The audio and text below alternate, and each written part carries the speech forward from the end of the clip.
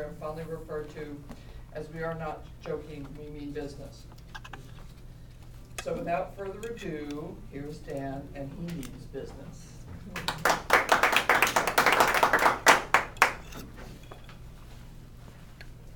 Before I start this morning, I want to read an article that I came across in the newspaper. This is called "Funds Released to Community Banks Under Small Business Lending Act." I found this article very interesting considering the banking market right now and what it's been over the last couple of years. On Tuesday, July 12th, when small business lending legislation, HR 5297, was enacted into law last September, it was heralded as a step to stimulate small businesses by community banks. Under this legislation, $30 billion has been put aside for small community banks with assets of $10 billion or less as an incentive to lend to the small businesses in the area. This program allows a maximum amount of $5 million for borrowers with businesses with 500 employees or less. Just over 9 months ago, or actually coming on a year ago, this was approved, and they're just now starting to release the funds. Only $123 million of the funds have been released. Now, what I find interesting about this is that some of the banks that have received some of the money is in Louisiana, Michigan, Texas, Alabama, Washington, and Virginia.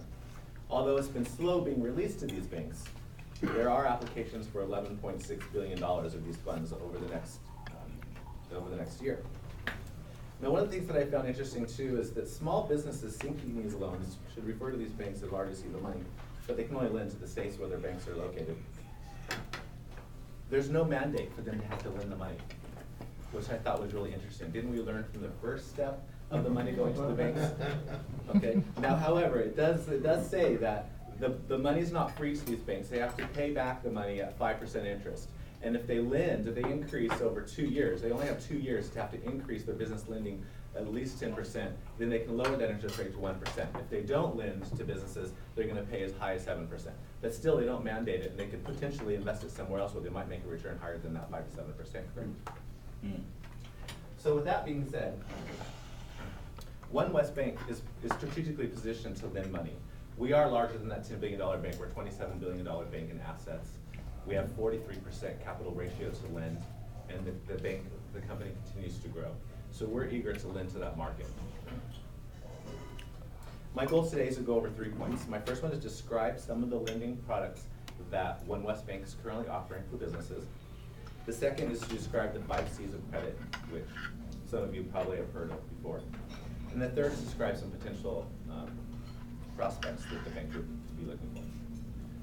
I brought a brochure the company just came out with. I'm going to pass it around for you to take a look at. It talks about the fact that we are #1 community bank located in Southern California. It talks about some of our ratios. It talks about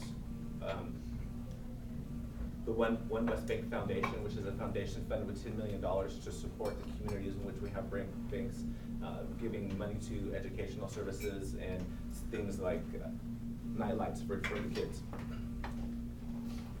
So the first point, the different loan products that we offer. The most basic loan product is an RLOC, or a revolving line of credit.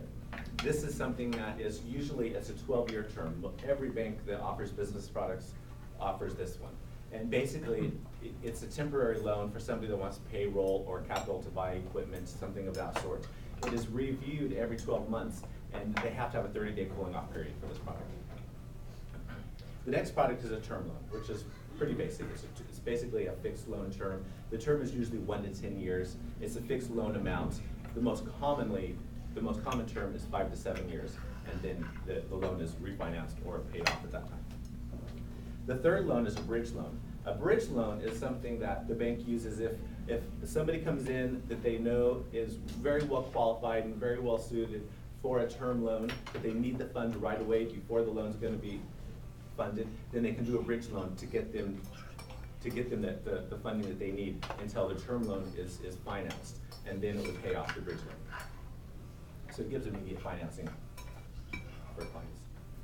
And then the fourth one is asset-based lending, which is basically, it is also a line of credit, but unlike the RLOC, it actually is fixed to assets, whether it be accounts receivable, a UCL filing on accounts receivable, or if it's on inventory of equipment.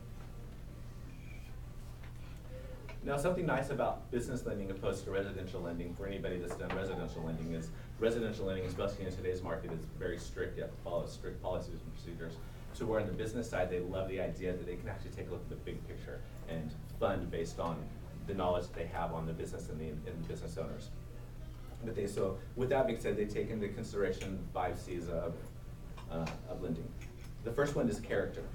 Factors include how long the person has owned the business, how long they've been in the industry, and how well the business is currently doing, their FICO scores. The second C is capacity. In commercial and business lending, this is referred to as a DSR or DCR, debt service ratio or debt coverage ratio, which is pretty self-explanatory. The third C is capital, which obviously refers to the net worth of the business and the primaries on the business. The fourth is collateral, which collateral can be soft, such as a UCC filing, or it can be real estate, equipment, those types of things as well, cash or cash equivalents. And the fifth C is conditions. They take in consideration the financial condition to repay based on economy, based on competition, based on your succession plan, current potential changes in the regulatory market, and equivalent. Something nice is that when I recently had a referral, and the director of commercial lending said, well, talk to the underwriter. Get on the phone with the underwriter, which in residential lending, you never have the opportunity to talk to an underwriter. So I actually called the underwriter, and 3 minutes into our conversation, he says, let's call your borrower and talk to them.